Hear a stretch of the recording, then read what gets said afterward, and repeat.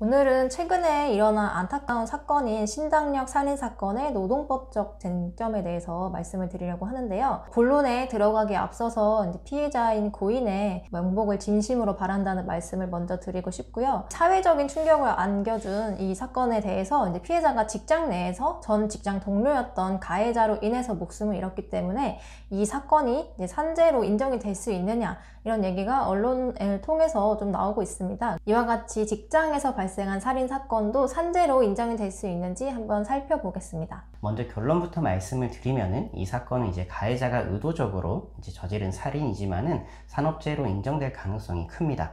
산재라는 것은 결국 이제 업무에서 원인이 되거나 아니 업무에서 기인이 한 사망이나 아니면은 그런 질병, 사고 이런 것들에 대해서 보상을 하는 절차인데요. 그렇기 때문에 이 피해의 원인이 업무 그리고 직장 이런 곳에서 기인을 했다면은 업무상 재해로 인정되는 것이 맞습니다. 원칙적으로는 산재법과 법원은 이제 어떤 사고나 사건이 직장 안에서 발생했다고 하더라도 전적으로 사적인 관계에서 기인했다면 업무상 원인이 된 산재는 아니라고 봅니다.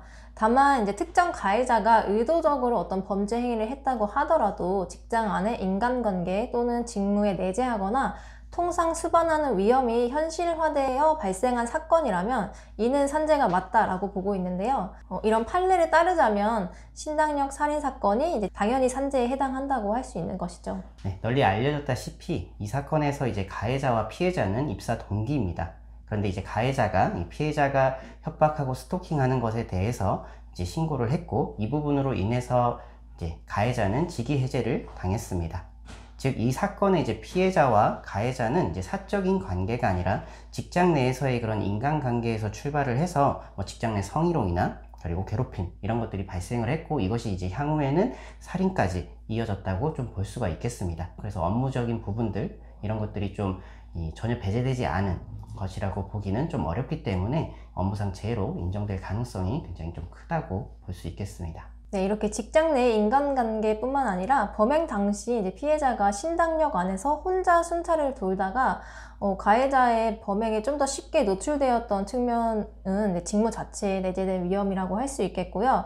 또 이 직위 해제 상태에 있던 가해자가 어떤 내부망에 어려움 없이 접속해서 피해자의 개인정보, 주소지 같은 것을 쉽게 알 수 있었고 피해자의 근무표 같은 것이 관리가 제대로 되지 않아서 이 가해자에게 쉽게 노출됐던 측면이 있기 때문에 어떤 사업장의 관리 소홀 문제도 있기 때문에 이런 부분들이 업무상 원인으로 이제 꼽힐 수 있습니다. 2008년 대법원은 이 야간 당직 중이던 간호사를 입원했던 환자가 흉기로 살해했던 사건에서 이 가해자가 교제 거부의 앙심을 품고 범행을 저질렀다 하더라도 이 사건이 사적인 관계에서 기인했다고 단정할 수가 없고 그리고 피해자가 홀로 야간 당직을 하는 업무 자체에서 이런 기인한 내재된 위험이 현실화됐다라고 볼 수 있기 때문에 산재가 맞다라고 판단을 했습니다.